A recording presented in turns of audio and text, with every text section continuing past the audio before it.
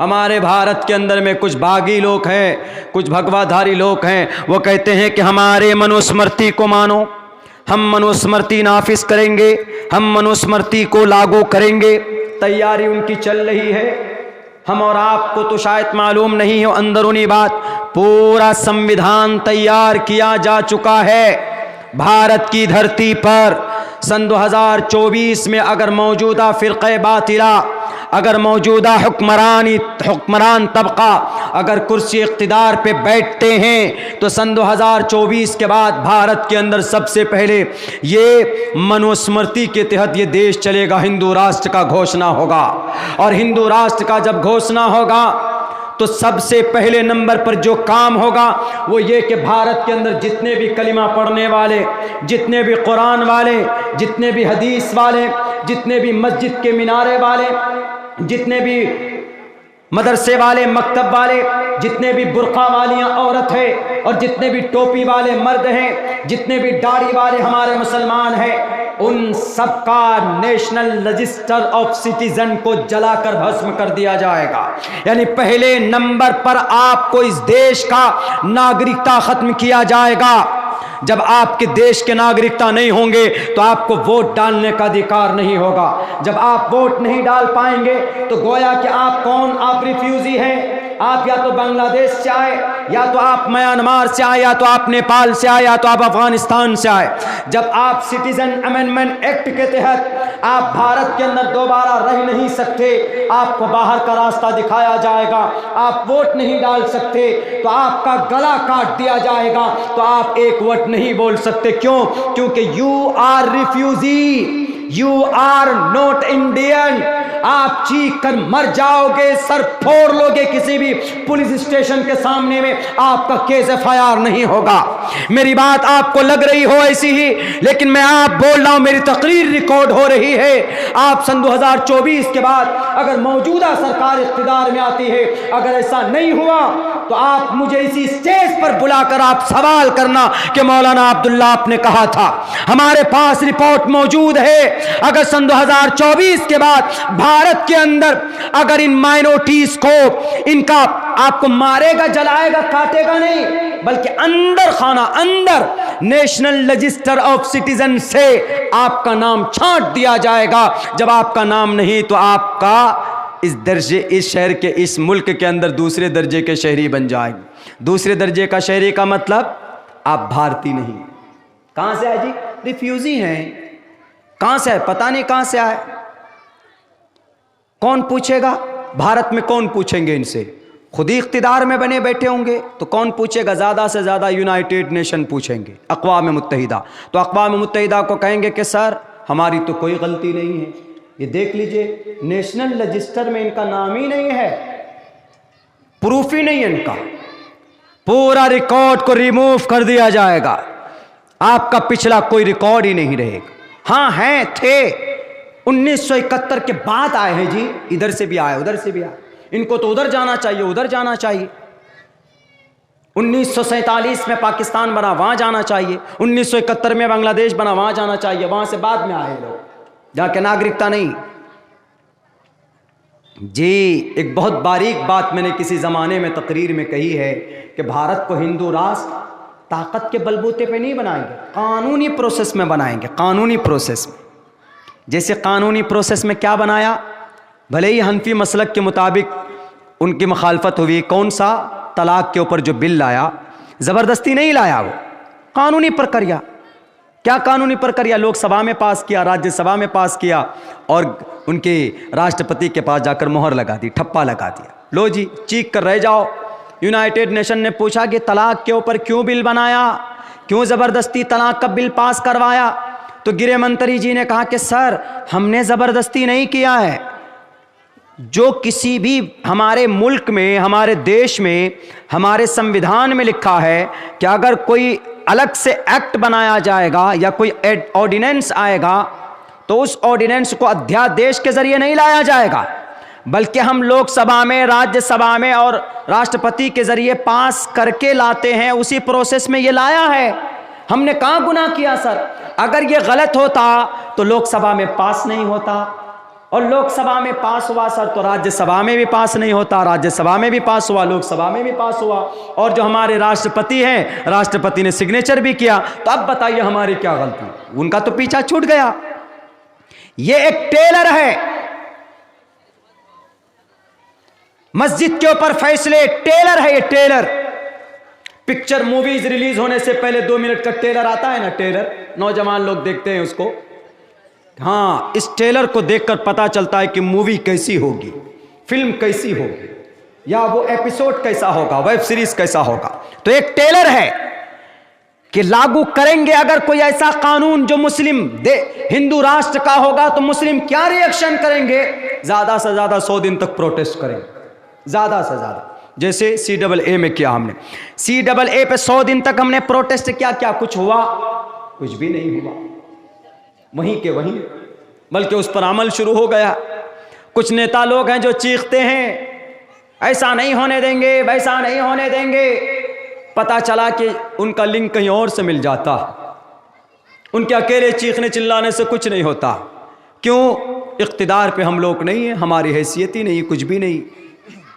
मेरे भाइयों, मेरे साथियों, बहुत नाजुक हालात से हम लोग गुजर रहे हैं। अल्लाह के नबी सल्लल्लाहु अलैहि वसल्लम को उन काफिरों ने कहा कि मोहम्मद रसूलुल्लाह, आप अपनी शरीयत पर, हम आपकी शरीयत पर अमल करेंगे, आप मेरी शरीयत पर अमल करो। अल्लाह के नबी को वही की गई कि बिल्कुल नहीं, कह दीजिए कि या अय्युहल काफिरून ला आबुदु मा ताबुदून। जिन बुतों के सामने तुम नतमस्तक होते हो, जिन बुतों के सामने तुम हाथ झुकाकर पूजा करते हो, ला आबुदु, मैं इबादत नहीं करूंगा, वला अंतुम आबिदून मा आबुद, वला अना आबिदुम मा अबदतुम, वला अंतुम आबिदून मा आबुद, लकुम दीनुकुम वलिय दीन। जाओ, तुम्हारा दीन तुम्हारे लिए, तुम्हारी जो कॉन्सेप्ट है इबादत करने की तुम्हारे लिए, मैं नहीं, मैं तो उसी दीन पर रहूंगा, उसी शरीयत पर रहूंगा, उसी अकीदे पर रहूंगा जिसको अल्लाह तबारक व ताला ने हजरत जिब्रील अमीन के जरिए से मुझे गाइड कर रहा। तुम ये कहोगे कि यूनिफॉर्म सिविल कोड लेकर आइए, तो यूनिफॉर्म सिविल कोड समझते हैं इसको? यूनिफॉर्म सिविल कोड की बात चल रही भारत में। मतलब ये कि सबके लिए एक कानून, सबके लिए एक कानून अभी भी है, लेकिन धार्मिक एतबार से एक कानून। मतलब जैसे हम लोग अभी शादी करते तो शादी में निकाह पढ़ाया जाता, शादी में निकाह पढ़ाते।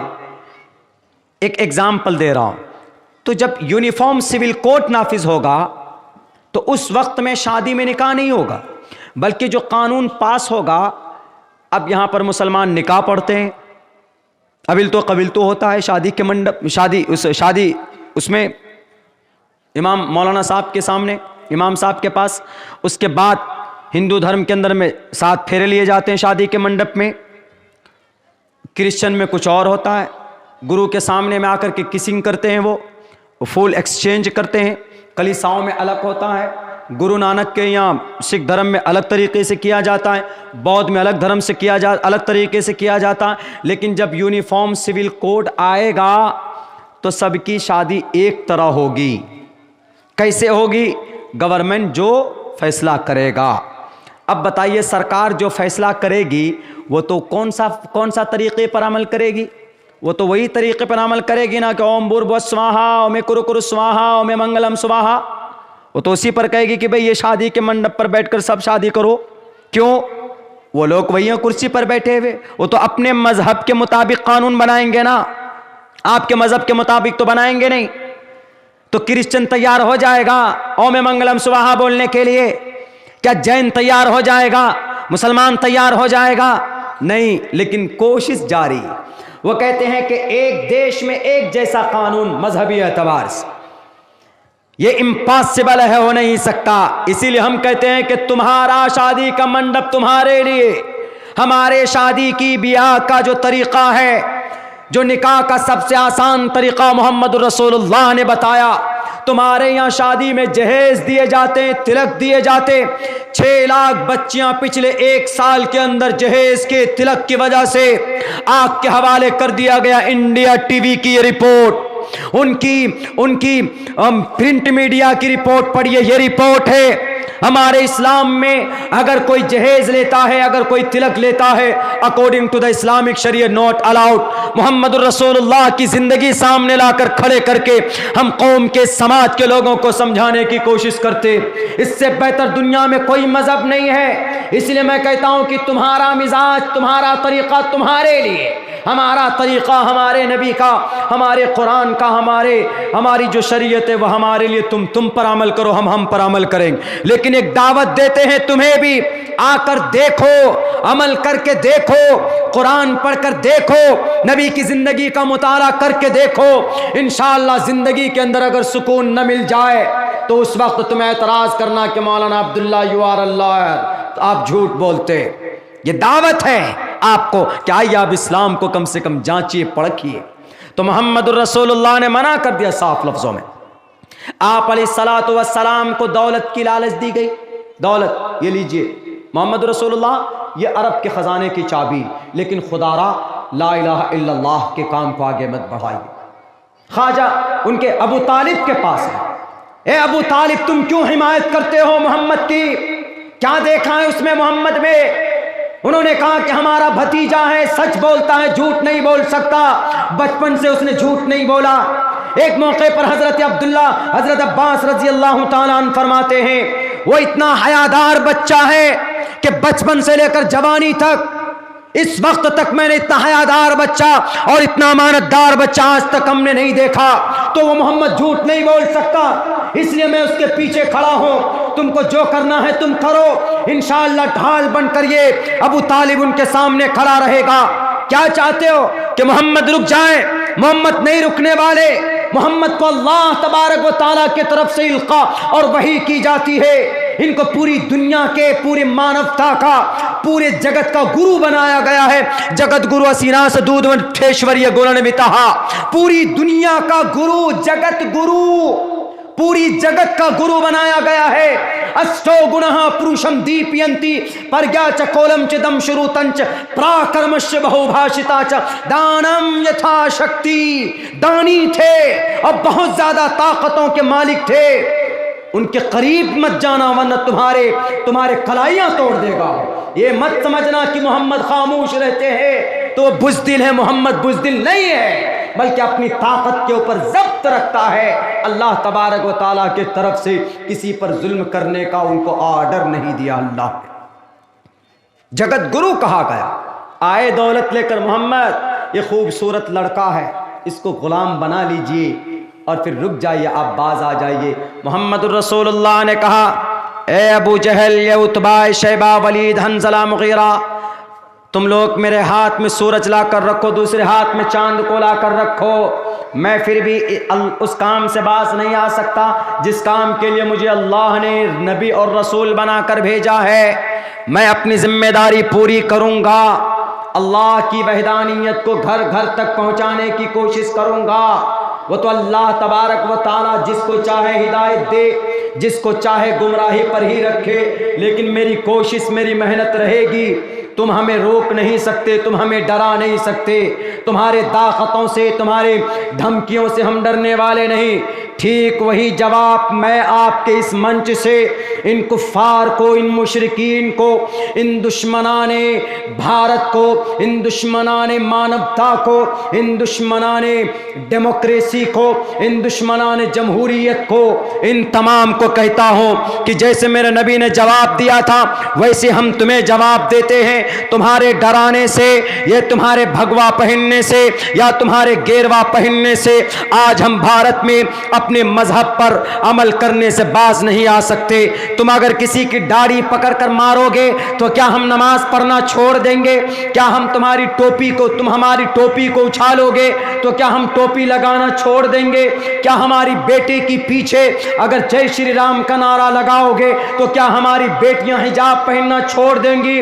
अगर तुम्हारा ये गुमान है, अगर तुम्हारी ये ख्याल है तो मैं सिर्फ भारत नहीं पूरी दुनिया के लोगों को कहना चाहता हूं, एक बात याद रखो। जो जवाब बीबी सुमैया का था अबू जहल के सामने कहा था कि अबू जहल तुम हमारे जिस्म के एक खून का एक एक कतरा निकाल कर फेंक दो दुनिया में, मैं फिर भी अल्लाह तबारक व तआला के भेजे हुए नबी के फरमान के मुताबिक मैं उनके फरमान से और उनकी लाई हुई शरीयत से अपना मुंह नहीं मोड़ सकती।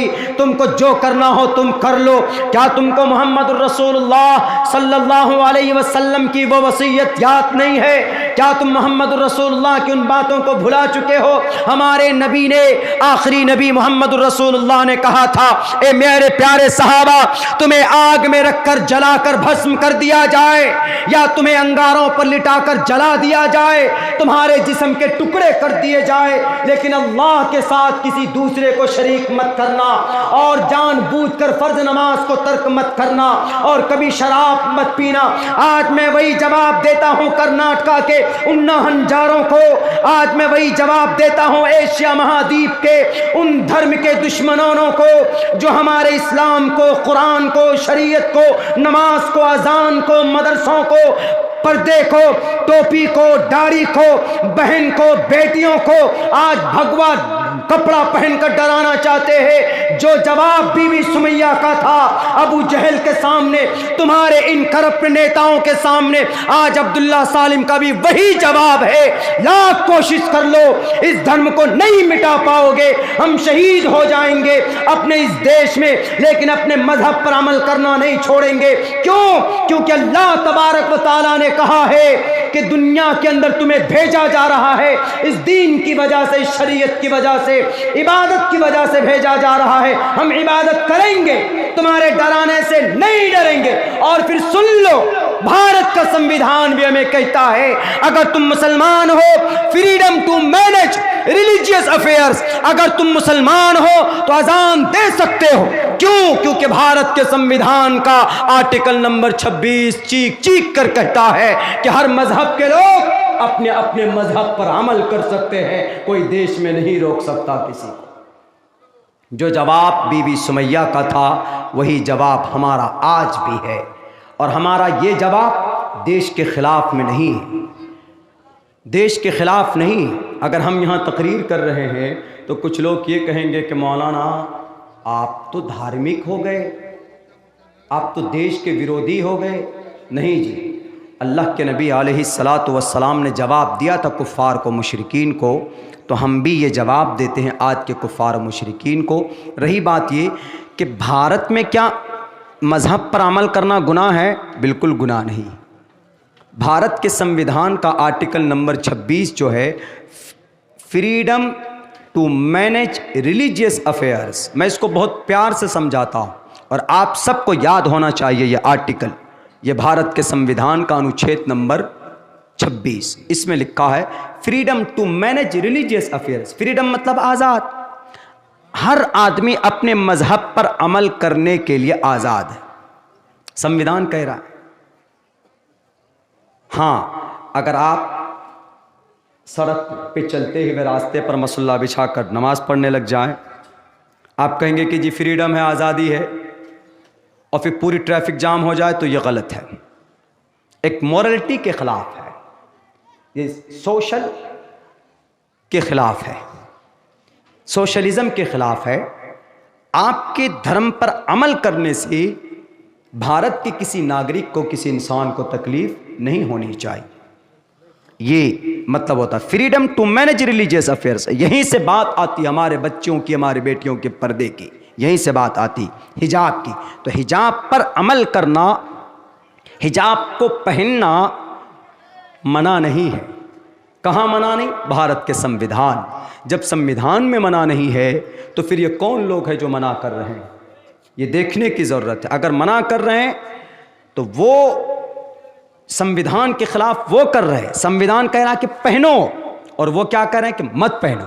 तो हम तो देश के संविधान के मुताबिक, और वो देश के खिलाफ। तो नबी पाक अलैहिस्सलातु वस्सलाम को वो लोग खरीदने आए। आप अलैहिस्सलातु वस्सलाम ने कहा कि जितनी भी ताकत लगा लो,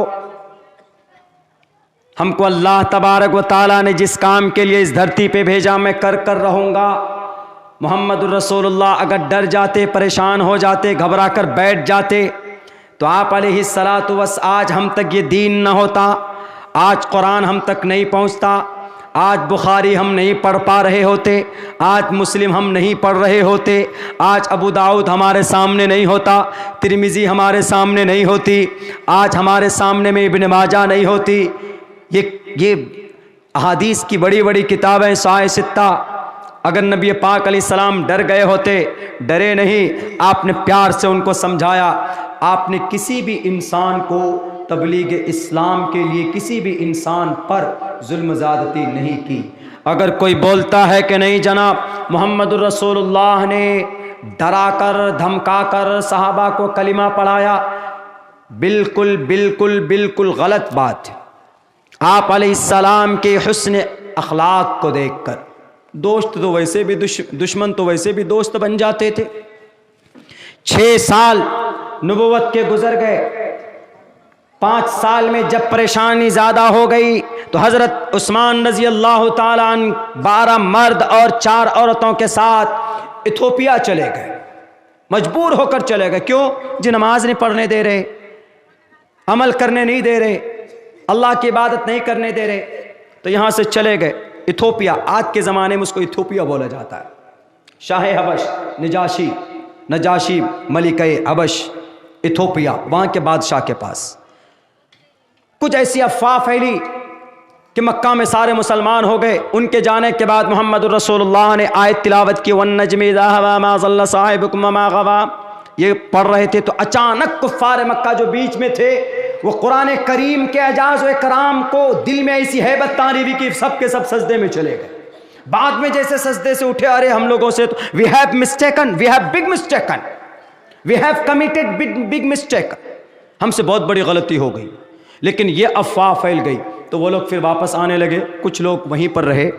आप अलैहिस्सलातु वस्सलाम उसके बाद फिर आहिस्ते आहिस्ते आप रुके नहीं, आप काबतुल्लाह जाते, नमाज पढ़ते, आपको परेशान किया जाता। कभी कभी तो ऐसा हुआ कि आप अलैहिस्सलातु वस्सलाम के गर्दन पर ऊँट की बकरी की ओजड़ियाँ रख दी गई। आप अलैहिस्सलाम को उक़बा इब्न अबी मुअय्यिद ने गले में कपड़ा डालकर ऐसे लपेटा और घसीटने की कोशिश की गई। हज़रत अबू बकर सिद्दीक दौड़ करके आए और ये कहा कि अतक़्तुलूना रजुलन अन यक़ूल रब्बी अल्लाह, पागल हो गए हो, एक ऐसे आदमी को तुम कत्ल करने चले हो जो सिर्फ ये कहता है कि हमारा रब अल्लाह है, जो सिर्फ ये कहता है कि हमारा परवरदिगार अल्लाह है, क्यों मारते हो? आप अलैहिस्सलाम ने किसी से हाथापाई नहीं की। याद होगा हज़रत हमज़ा रज़ी अल्लाह ताला अन्हु इस्लाम क्यों लाए? आपको याद होना चाहिए कि कोहे सफ़ा पहाड़ी के पास मोहम्मदुर रसूलुल्लाह थे। अबू जहल उधर से आया तो मोहम्मदुर रसूलुल्लाह को बुरा भला कहा जाता है कि एक पत्थर भी मारा, आपका पाँव आपका पैर ज़ख्म हो गया, खून निकलने लगा। तो वहाँ पर करीब में एक लौंडी एक बांदी देख रही थी। अबू जहल तो चला गया, मोहम्मद रसूलुल्लाह खामोश रहे। बताओ दुनिया वालों, कितने हलीम, कितने बुरदबार, कितने नेक इंसान थे कि लोग पत्थर भी मारते थे, मोहम्मद रसूलुल्लाह को तो पलट कर जवाब नहीं देते थे। आज उनको लोग गालियां देते, आज उनके शान में तौहीन आमेज़ कलिमात बोलते। उनकी सीरत को घर घर तक, जगह जगह तक बोलने की ज़रूरत है। मोहम्मदुर रसूलुल्लाह ने एक लफ्ज़ नहीं कहा। उधर से हज़रत हमज़ा आ रहे हैं, तीर धनुष साथ में लगा हुआ है। उन्होंने उस लौंडी ने कहा जो पहाड़ी पर देख रही थी कि ए हमज़ा, तुम्हारे भतीजे को अबू जहल ने ऐसा ऐसा किया, इतना बुरा भला कहा। फौरन तैश में आ गए, गुस्से में आ गए। मुसलमान नहीं हुए थे, भतीजा था, मुसलमान नहीं हुए थे, लेकिन फौरन पहुँचे। कहाँ? घर नहीं गए, जहाँ पर अबू जहल बैठा था वहाँ पहुँचते हैं और जाकर जो तीर, जो धनुष है, उस धनुष के लकड़ी से उसके सर पर वार करते हैं। अबू जहल ज़ख्मी हो जाता। उनके हिमायती उठते हैं हमज़ा से मुकाबले के लिए, तो अबू जहल बोलता है कि रुक जाओ, कोई हाथ नहीं उठाएगा हमज़ा पर, मैं गलती पर था, मैंने हाँ इनके भतीजे को बुरा भला कहा। अबू जहल को कहा कि तुम मेरे भतीजे को गलत बोलता, क्या जुर्म है मोहम्मदुर रसूलुल्लाह का? वो अल्लाह के कलीमे की बात करता है, कहता है कि क़ुलू ला इलाहा इल्लल्लाहु तुफ़्लिहू, अल्लाह के कलीमे को पढ़ो तुम कामयाब हो जाओगे। यही जुर्म है ना? क्या गलती है उनकी? तुम मारते। और सुनो कान खोल कर, मेरा भी अल्लाह वही जो मोहम्मद का मेरा भी दीन वही जो मोहम्मद का। जुबानी वहां तो कहकर आ गए फौरन, लेकिन जैसे ही जुबान से कहना शुरू किया अंदर की हालत बदलती चली गई। और फिर मोहम्मदुर रसूलुल्लाह के दामन में आकर कलिमा उन्होंने पढ़ा था। बताओ हमजा के ऊपर कौन सी तलवार चली थी? हजरत उमर फारूक तलवार लेकर निकले थे मोहम्मद रसूलुल्लाह के खात्मे की नीयत से। जब जाते हैं देखते हैं वहां पर मंजर कुछ और। जब गए तो रास्ते में कोई मिला कर कहा कि कहां जा रहे हो? कहा कि आज काम तमाम करने जा रहा हूं। आखिरी नबी का उन्होंने कहा कि पहले घर पे जाकर देख लो कि जिस मैसेज को तुम मिटाना चाहते हो उस मैसेज की तबलीग और तालीम तुम्हारे घर के अंदर मौजूद है। घर पे जाकर देखते हैं उनकी बहन फातिमा बिनते खत्ताब वो कुरान पढ़ रही होती है। हजरत खत्ताब उनको कुरान, हजरत खब्बाब उनको कुरान करीम की तालीम दे रहे होते हैं। जब बाप बेटे भाई की आवाज सुने तो फौरन छुपाना शुरू कर दिया। हजरत खब्बाब को छुपा दिया जाता है। हजरत अबू बकर, हजरत उमर फारूक ने अपनी बहन के ऊपर जुल्म ज़्यादती की और बहन ने कहा कि उमर, जिस माँ का खून दूध तुमने पिया उसी माँ का दूध मैंने भी पिया। तुम्हारे बदन में जो खून है, तुम्हारे रगों में जो खून है, वही खून मेरे रगों के अंदर भी है। तू जितना मारना चाहता है तू मार ले, लेकिन मेरे अल्लाह की वैदानियत को मेरे दिल से तू निकाल नहीं सकता। जब ये देखा तो दिल में एक उमंग पैदा हुई, आखिर है क्या इसमें? कहा कि जरा पढ़कर सुनाओ, जरा देखो, मैं भी देखना चाहता हूं है क्या।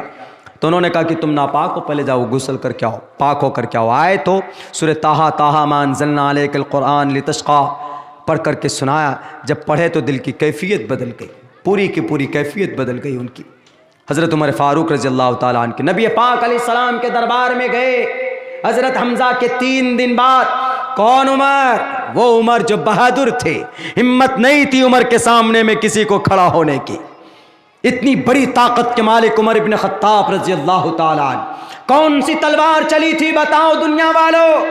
तलवार के जरिए से बदनाम करने से मोहम्मद रसूलुल्लाह बदनाम नहीं होंगे, बल्कि आप अलैहिस्सलातु वस्सलाम की नरमी और आप अलैहिस्सलातु वस्सलाम की हमदर्दी ने पूरी दुनिया के अंदर इस्लाम का चर्चा, इस्लाम का परचम को बुलंद किया है, जुल्म ज़्यादती से नहीं।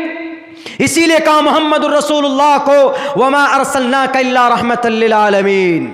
ये कहा we have sent you not but as a mercy for all creatures. ए मोहम्मद, आपको सिर्फ नबी और रसूल बनाकर नहीं भेजा जा रहा है, बल्कि आपको पूरी दुनिया के लिए रहमतुल लिल आलमीन बनाकर भेजा जा रहा।